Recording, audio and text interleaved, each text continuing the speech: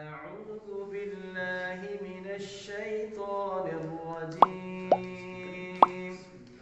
بسم الله الرحمن الرحيم. لم يكن الذين كفروا من أهل الكتاب والمشركين منفكين حتى تأتيهم البينة. رسول من الله يتلو صحفا مطهرة فيها كتب قيمة وما تفرق الذين أوتوا الكتاب إلا من بعد ما جاءتهم البينة وما أمروا إلا ليعبدوا الله مخلصين له الدين حنفاء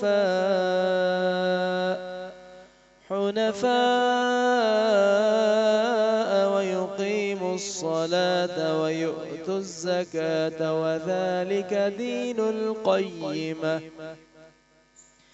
إن الذين كفروا من أهل الكتاب والمشركين في نار جهنم خالدين فيها أولئك هم شر البرية. إن الذين آمنوا وعملوا الصالحات أولئك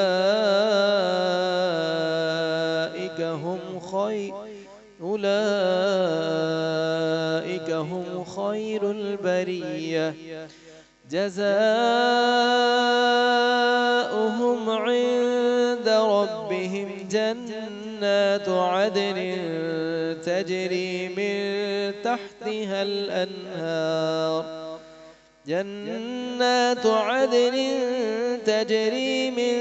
تحتها الأنهار خالدين فيها أبدا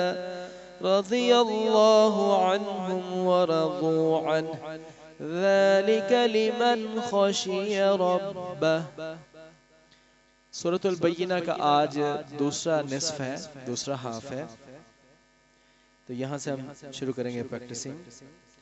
ان الذین کفروا من اہل الکتاب سے، تو ان یہاں غنہ کریں گے، الذین میں ذال کا خیال کریں، کفروا میں را کو موٹا کریں گے، کفروا میں را کو موٹا کرتے ہوئے ساتھ لمبا بھی کریں گے، واو ساکن آ رہا ہے اس کے بعد. اور من اس میں غنہ نہیں کریں گے نون ساکن پر، کیونکہ اس سے نیکسٹ جو ہے وہ الف حمزہ آ رہا ہے. اہل الکتاب میں ہا کا خیال کرنا ہے، اس طرح سے ادا ہو. اہل الکتاب کی کاف کو باریک پڑھیں گے، تا کو لمبا کریں گے، کتابی. والمشرکین میں، والمشرکین اس میں کی کا خیال کریں، مشرکین میں را کو بھی دیکھیں گے، را کو باریک پڑھیں گے، مشرکین تھوڑا سا لانگ کریں گے، اور آخری حرف کو لمبا نہیں کریں گے، مشرکین نہیں ہوگا. فی ناری، فی کو لانگ کریں گے، لمبا کریں گے کیونکہ اس میں یا ساکن ہے. نا کو لمبا کریں گے کیونکہ اس میں الف ہے، یعنی الف واو یا جب یہ ساکن ہو اپنے موافق حرکت کے بعد ہو تو اس کو لانگ کرتے ہیں. جہنم میں ہا کا خیال کیجئے، نون کو مشدد ہے غنہ کیجئے، اور خالدین میں خا موٹا ہے اور دی یہاں یا ساکن آ رہی، لمبا بھی کریں گے. فی اس کو بھی لمبا کریں گے، یا ساکن آ رہی ہے اس میں.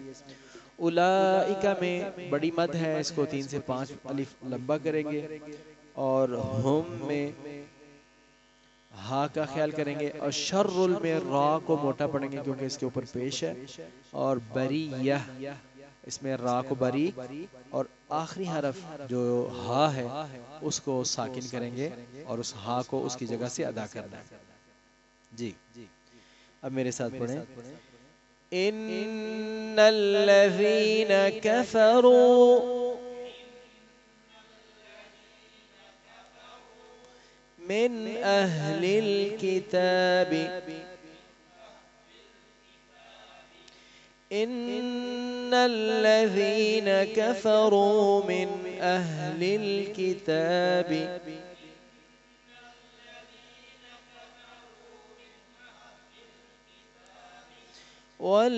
والمشركين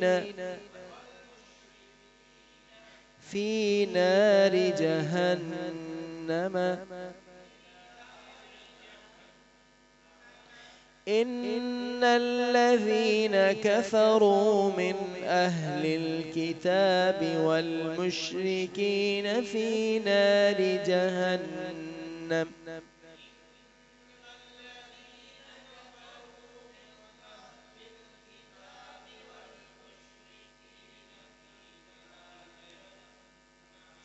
في نار جهنم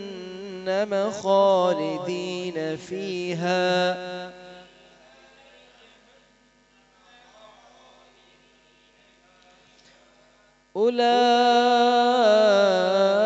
أولئك هم شر البرية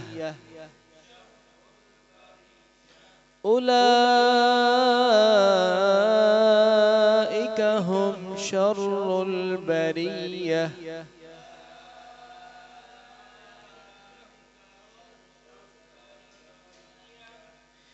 إن الذين كفروا من أهل الكتاب والمشركين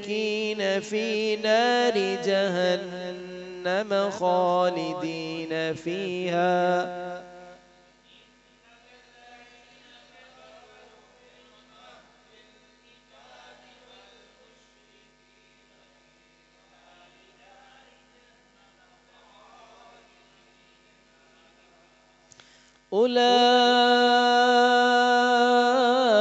أولئك هم شر البرية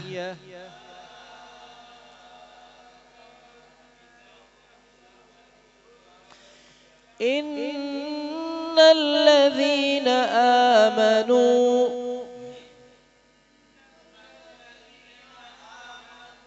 وعملوا الصالحات إن الذين آمنوا وعملوا الصالحات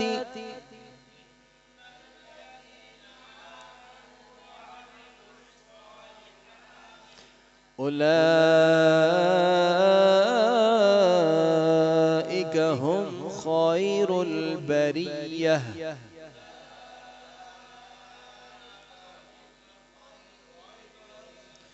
اس کو کہتے ہیں اتار چڑھاؤ اتار چڑھاؤ دیکھیں جب آپ نے ایک سینٹنس جو ہے اس کو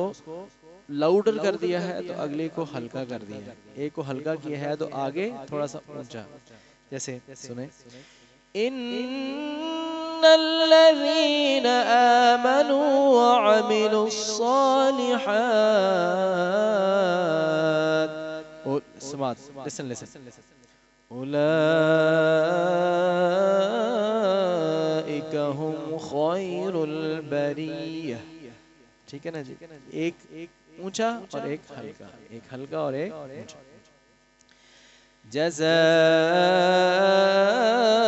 جزاؤهم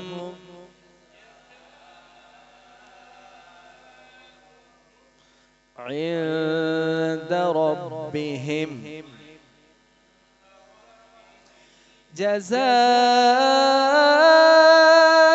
جزاؤهم عند ربهم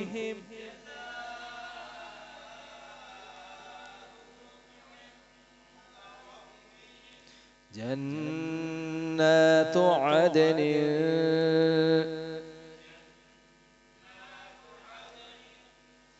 تجري من تحتها الأنهار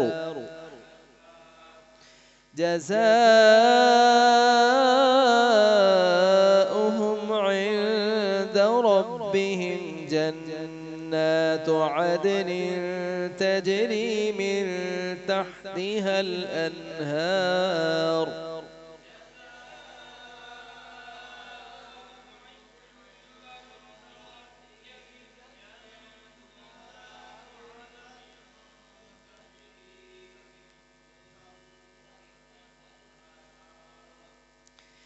خالدين فيها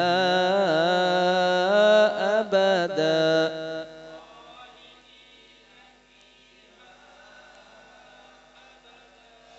تجري من تحتها الأنهار خالدين فيها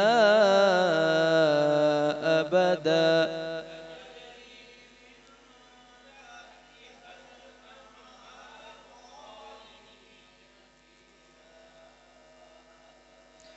رضي الله عنهم ورضوا عنه رضي الله عنهم ورضوا عنه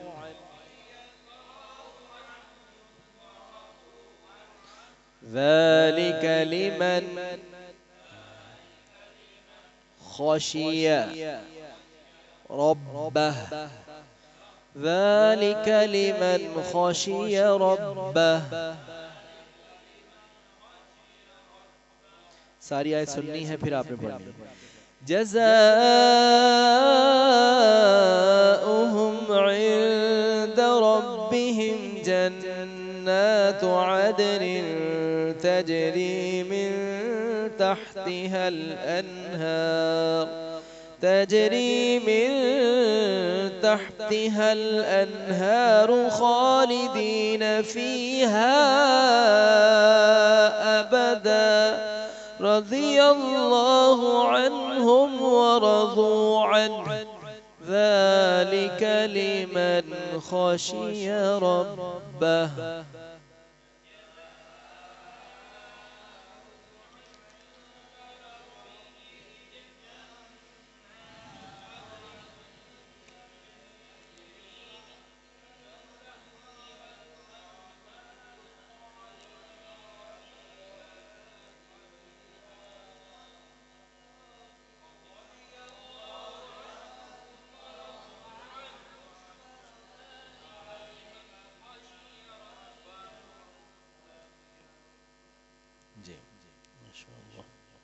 ترجمہ آسان ہے ترجمہ آج کا ان الذین بے شک وہ لوگ کہ جنہوں نے کفروا کفر کیا من اہل الکتاب اہل کتاب میں سے والمشرکین اور مشرکین میں سے یعنی جو اہل کتاب میں سے کافر ہیں جو مشرکین میں سے کافر ہیں وہ ہوں گے فی ناری جہنم جہنم کی آگ میں خالدین فیہا abiding by it یعنی ہمیشہ اس میں رہیں گے اولئک یہی وہ لوگ ہیں ہم وہ شر البریہ مخلوقات میں سے سب سے بدترین ان الذین آمنوا بے شک وہ لوگ جو ایمان لائے وعملوا الصالحات اور جنہوں نے صالحات کے عمل کیے اولئک ہم خیر البریہ اور وہ تمام مخلوق میں سے سب سے بہترین ہے جزاء اب دیکھیں یہاں کمپیریزن اور جو ہے تقابل سامنے ہے دونوں چیزوں کو اللہ پاک نے سامنے کر دیا ہے کافر اور مشرک ان کا کیا ہے اور ایمان والے کیا ہے تو دو راستے تین نہیں ہیں راستے صرف دو ہی ہیں جو منافق ہے نا اعتقادی منافق وہ بھی اصل میں کافر ہی ہوتے ہیں ٹھیک ہے تو دو ہی چیزیں یہ جہنم ہے یہ جنت ہے تو کافروں اور منافقوں نے جہنم میں اور ایمان والوں نے جنت میں جانا ہے تو ہمارے سامنے دونوں راستے اللہ تعالیٰ فرماتے ہیں ہم نے کھول دیے ہیں اور یہ اب ڈیپینڈ کرتا ہے تمہارے اوپر کہ آپ کس کو سلیکٹ کرتے ہو تو وہ سلیکٹ یہاں اس دنیا میں ہی کرنا ہے وہ بعد میں جا کے وہاں جا کے تو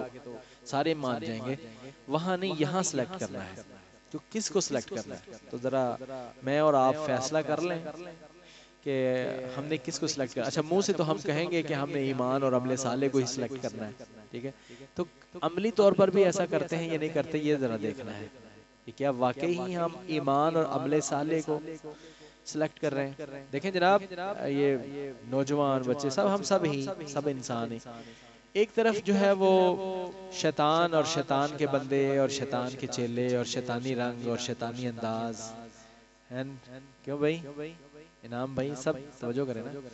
ایک طرف تو یہ ہیں لچے لفنگے لوگ اور فحاشی بے حیائی اور اللہ کی حدوں کو توڑنا اور گناہ ہر طرح کے سارے معاملات ایک یہ ہیں تو کیا ان جیسے بننا ہے؟ دیکھ لیں اپنے آپ کو، دیکھ لیں کہ ہم وہ تو نہیں کر رہے، وہ کر تو نہیں ہو رہے، ہو تو نہیں رہے، یعنی کہہ تو ہم رہیں گے ایمان ہم نے عمل صالح کو ہم نے سلیکٹ کرنا ہے اس راستے کو، لیکن ہو سکتا ہے کہ منہ سے یہ کہہ رہے ہوں کہ ہم نے اس کو سلیکٹ کرنا ہے، کر وہ رہے ہوں جو شیطان کا راستہ ہے۔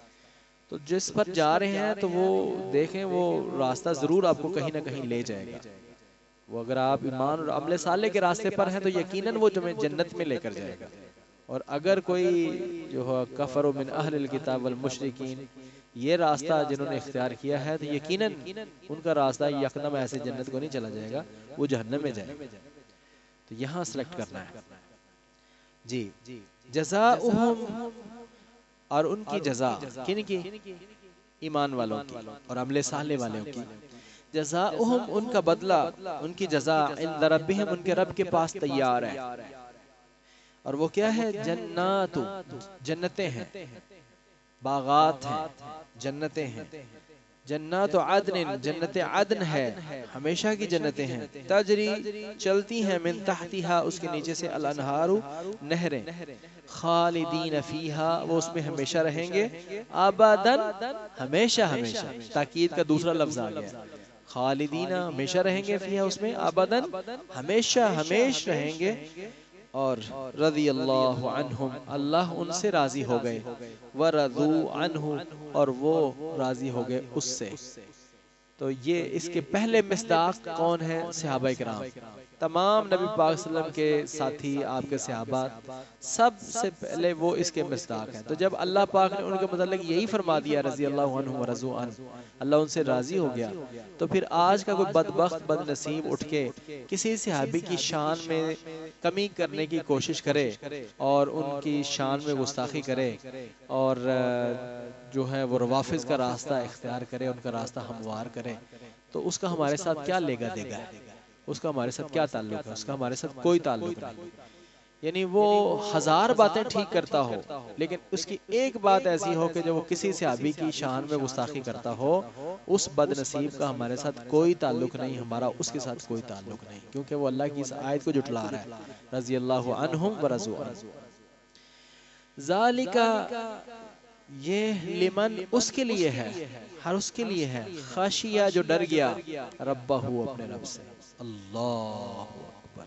رضی اللہ عنہ ورضوا عنہ کا جب مصداق، اور جنات عدن تجری من تحت الانہار، کیا مصداق وہ شخص ہے، ذالک وہ شخص ہے، لمن، جو بھی کوئی، خاشیہ، ڈر گیا، ربہ، اپنے رب سے۔ اللہ ہمیں اپنے جناب سے ڈرنے کی توفیق نصیب فرمائے، اور جو رب سے ڈر گیا، وَلِمَنْ خَافَ مَقَامَ رَبِّهِ جَنَّتَانِ، جو اپنے رب کے سامنے کھڑا ہونے سے ڈر گیا، اس کے لیے پھر ایک جنت نہیں، اس کے لیے دوری دوری جنت ہے۔ اور اس کا اللہ تعالیٰ نے سورہ الرحمن کے آخری رکوع کے اندر بڑا خوبصورت ایک تذکرہ پیش کیا ہے کہ کیسی جنتیں ہوں گی وہ دو۔ اللہ اکبر۔ اللہ تعالیٰ ہم سب کو اپنے ذات سے ڈرنے کی توفیق نصیب فرمائے۔